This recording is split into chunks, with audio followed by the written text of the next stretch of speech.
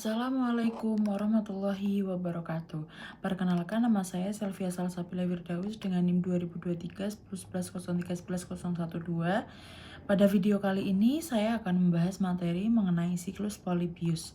Materi ini merupakan salah satu teori klasik dalam ilmu negara yang menjelaskan bahwa bentuk pemerintahan tidak bersifat tetap melainkan mengalami perubahan secara berulang dalam suatu siklus.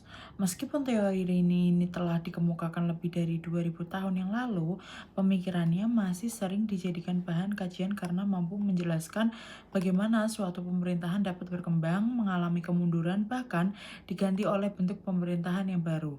Sebelum membahas siklus tersebut, kita perlu mengenal tokohnya terlebih dahulu. Polybius. Polybius adalah seorang sejarawan dan filosof Yunani yang hidup sekitar tahun 200 hingga 118 sebelum Masehi. Melalui pengamatannya terhadap perkembangan negara-negara di Yunani dan Romawi, Polybius menyimpulkan bahwa perubahan bentuk pemerintahan bukanlah sesuatu yang terjadi secara kebetulan, melainkan mengikuti pola tertentu yang terus berulang. Teori ini dikenal dengan istilah ankalisosis atau siklus perubahan bentuk pemerintahan. Menurut Polybius, setiap bentuk pemerintahan pada awalnya lahir dengan tujuan yang baik, namun seiring berjalannya waktu, penyalahgunaan kekuasaan dan kepentingan pribadi menyebabkan bentuk pemerintahan tersebut mengalami kemerosotan dan berubah menjadi bentuk yang buruk. Dari kondisi tersebut, kemudian lahir bentuk pemerintahan baru dan proses ini terus berulang. Tahap pertama adalah monarki.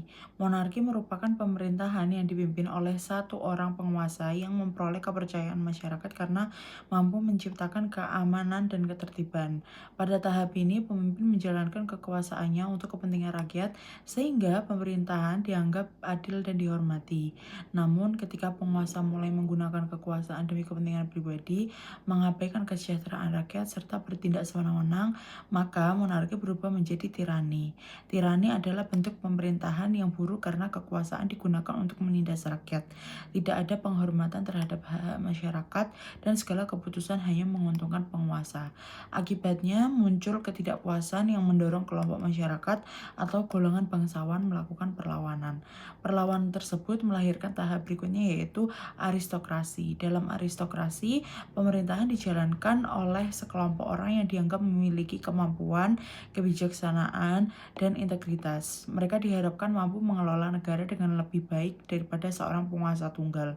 Pada tahap ini, kepentingan umum kembali menjadi tujuan utama penyelenggaraan pemerintahan. Namun seiring waktu, para penguasa dalam aristokrasi dapat menyalahgunakan kewenangannya.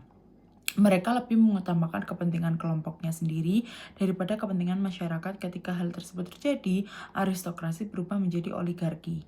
Oligarki merupakan pemerintahan yang dikuasai oleh sekelompok kecil orang yang menggunakan kekuasaan demi keuntungan pribadi atau golongannya.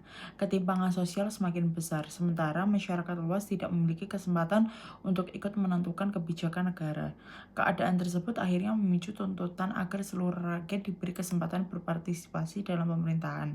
Dari sinilah lahir bentuk pemerintahan demokrasi. Dalam demokrasi, kekuasaan berada di tangan rakyat. Masyarakat memiliki hak untuk memilih pemimpin, menyampaikan pendapat, serta ikut menentukan arah kebijakan negara melalui mekanisme yang demokratis. Pemerintahan dijalankan berdasarkan prinsip persamaan hak, musyawarah, dan kepentingan bersama.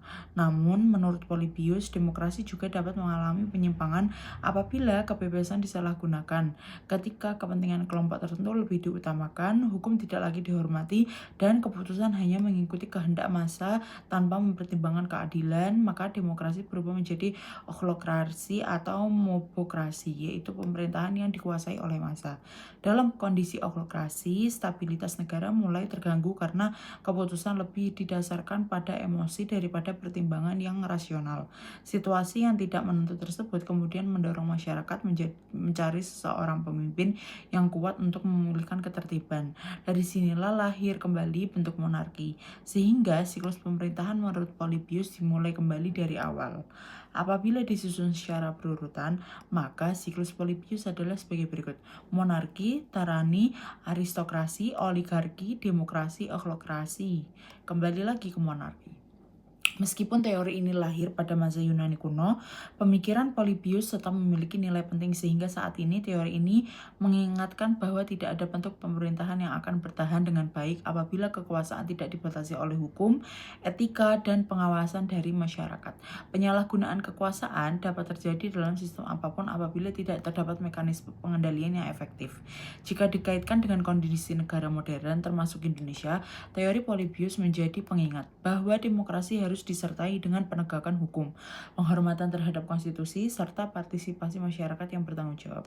Demokrasi tidak cukup hanya memberikan kebebasan, tetapi juga harus diimbangi dengan kesadaran untuk menghormati hak orang lain, menaati hukum, dan mengawasi jalannya pemerintahan agar tidak terjadi penyimpangan kekuasaan.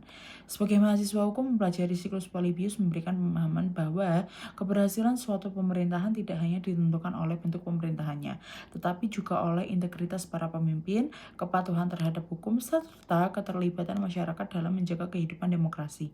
Dengan demikian, teori ini tetap relevan sebagai bahan refleksi dalam memahami perkembangan sistem ketatanegaraan hingga saat ini.